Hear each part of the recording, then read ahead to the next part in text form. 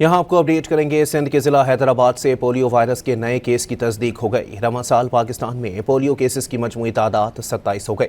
मज़ीद जानते हैं डॉट न्यूज़ की नुमाइंदा रुखसाना खान से। रुखसाना, बताइएगा पोलियो केस से मुतालिक क्या पता चल सका है? नेशनल इमरजेंसी ऑपरेशन सेंटर के मुताबिक सिंध के ज़िला हैदराबाद से पोलियो वायरस के नए केस की तस्दीक हुई है।